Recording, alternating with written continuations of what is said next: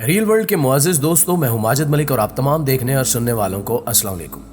ناظرین گرامی، بے شک اسلام میں خودکشی حرام ہے اور اس عمل بد کو سر انجام دینے والے کو ہمیشہ برے الفاظ میں یاد کیا جاتا ہے، لیکن دوسری جانب دنیا کے ترقی یافتہ ممالک میں ایسی مشینیں ایجاد ہو چکی ہیں جو صرف 3 سیکنڈز میں بغیر تکلیف کے انسان کو موت کے گھاٹ اتار دیتی ہیں۔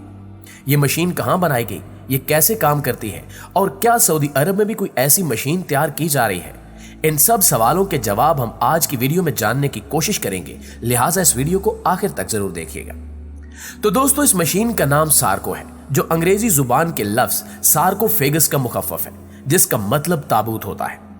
3D پرنٹنگ کی مدد سے تیار کی گئی اس مشین کو آسٹریلیا کے ایک شہری اور قتل رحم کے ایک بہت بڑے حامی فلپ نچکے نے ڈچ ڈیزائنر الیگزینڈرا بانتک کی مدد سے تیار کیا ہے، اور اس کے ساتھ ایک ایسا تابوت بھی لگا ہے جسے بوقت ضرورت اس مشین سے علیحدہ بھی کیا جا سکتا ہے۔ سارکو ایک ایسی مشین ہے جس کے ساتھ لگے ہوئے سٹینڈ پر نائٹروجن گیس کا ایک سلنڈر نصب ہوتا ہے، اور خودکشی کا فیصلہ کر لینے والا کوئی بھی انسان اس کے اندر بیٹھ کر محض ایک بٹن دبا کر چند ہی لمحوں میں اپنی زندگی کا خاتمہ کر سکتا ہے۔ یاد رہے کہ ڈاکٹر فلپ کا ادارہ ایگزٹ انٹرنیشنل کئی سالوں سے لوگوں کو مرتے وقت ہونے والی تکلیف سے بچانے کے اقدامات کر رہا ہے، کیونکہ اگر وہ 50 سال سے زائد کی عمر کے افراد ہیں تو کسی نہ کسی بیماری میں مبتلا ہو سکتے ہیں، اس وقت یہ مشین ان کے کام آئے گی۔ ڈاکٹر فلپ کا ماننا ہے کہ ہر انسان کی اپنی زندگی ہے، اس لیے یہ انتخاب بھی اسی کا ہے کہ اسے زندہ رہنا چاہیے یا نہیں۔ ڈاکٹر فلپ نے اس مشین کو سارکو کا نام دیا ہے، جو لوگوں کو بغیر درد کے مرنے میں مدد دے گی۔ ڈاکٹر فلپ نے بین الاقوامی میڈیا کو بتایا کہ آسٹریلیا میں ہزاروں افراد ایسے ہیں جو اپنی زندگی کا خاتمہ کرنا چاہتے ہیں، لیکن طبیعت ناساز ہونے کے باعث وہ یہ انتہائی قدم نہیں اٹھا سکتے۔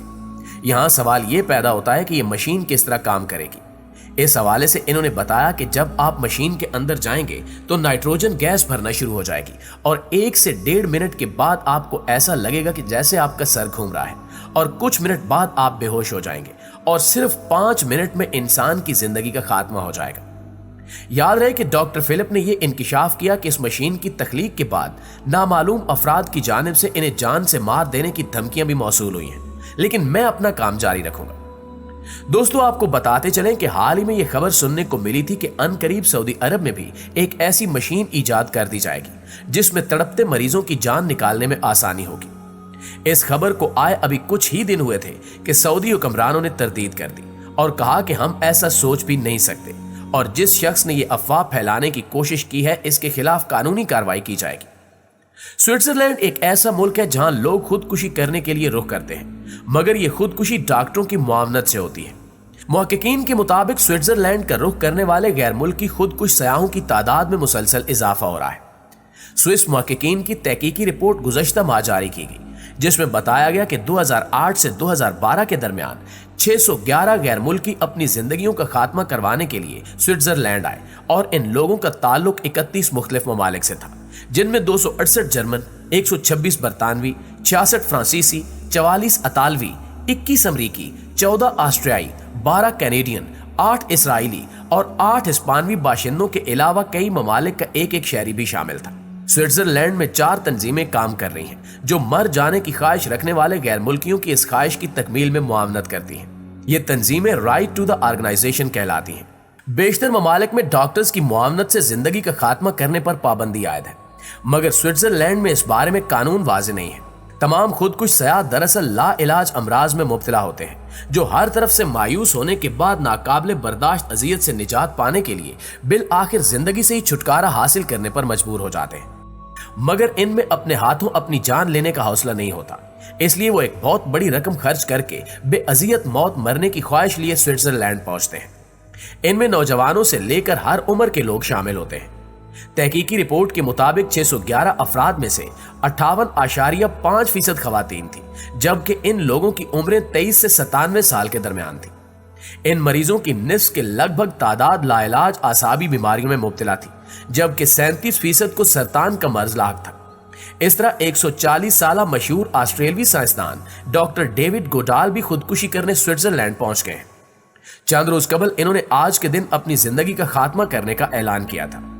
गैर मुल्की मीडिया के मुताबिक मशहूर ऑस्ट्रेलियावी माहिर नबातात व माहौलियात डॉक्टर डेविड गोडाल ऑस्ट्रेलिया से स्विट्जरलैंड के शहर बासिल इसलिए पहुंचे हैं क्योंकि यहां पर खुदकुशी में मदद दी जाती है। तिब्बी इमदाद देकर खुदकुशी में ऐसी मदद देने को यूथीनजिया कहा जाता है। सहाफियों से बात करते हुए इन्होंने कहा कि मौत का वक्त मुअय्यन है, मगर मौत को मुंतखब करने के लिए इंसान को आजाद होना चाहिए। डेविड गोडाल की नजर कमजोर और कान ऊंचा सुनते हैं, मगर इनका जहन अब भी बेदार है।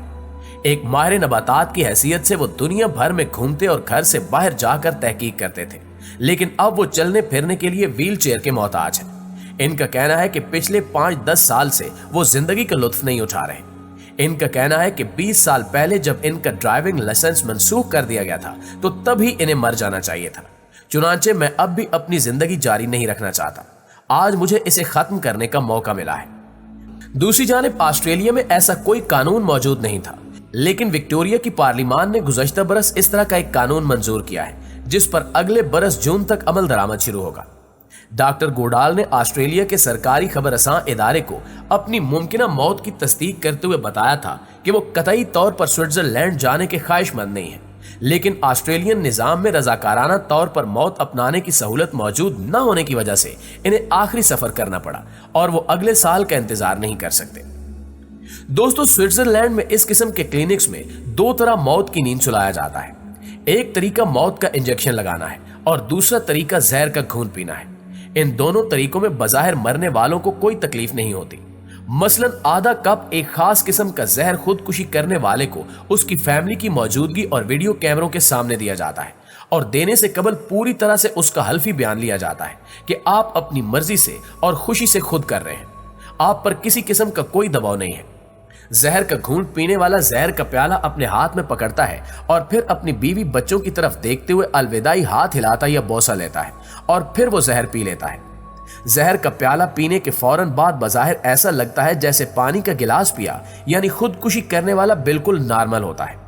फिर इसे 1-2 बिस्किट दिए जाते हैं और फिर वो बातें करते करते आहिस्ता आहिस्ता गनूदगी की हालत में चला जाता है और इसे सख्त नींद आना शुरू हो जाती है और फिर बैठे बैठे आराम से सो जाता है। लेकिन ये नींद आम नींद नहीं होती कि जिसके बाद बेदारी भी हो, बल्कि उसी नींद में वो मर जाता है। डॉक्टर डेविड गोडाल को भी स्विट्जरलैंड के इंटरनल स्पिरिट क्लिनिक में आज एक इंजेक्शन लगाकर या जहर का खून पीकर अब्दी नींद सुला दिया जाएगा। अगर इस्लाम की बात की जाए तो कोई शख्स खुदकुशी करता है तो वो गुनाह कबीरा का इर्तिकाब करता है और इसकी सजा बड़ी सख्त होगी। हजरत अब्दुल्ला बिन अमरू रज़ियल्लाहु ताला अन्हु रिवायत करते हैं कि रसूलुल्लाह सल्लल्लाहु अलैहि वसल्लम ने फरमाया कि अल्लाह के साथ शिर्क करना, वालिदैन की नाफरमानी करना, किसी नफ्स को कत्ल करना और झूठी कसम खाना कबीरा गुनाहों में से है। इंसान कितना ही मुत्तकी और परहेजगार क्यों ना हो, कितनी ही नेकियां इसने क्यों ना कमाई हो और भलाई के काम किए हों, अगर वो दुनियावी परेशानियों और नाकामियों से दोचार होकर ये इंतहाई कदम उठाता है तो वो गुनाह कबीरा का मुर्तकिब होता है। जी तो प्यारे साथियों, ये थी हमारी आज की वीडियो। आप दोस्तों की राय क्या कहती है कमेंट सेक्शन में हमें जरूर बताइएगा। इंशाल्लाह आपसे मुलाकात होती है अगली वीडियो में। तब तक अपना ख्याल रखिए। अल्लाह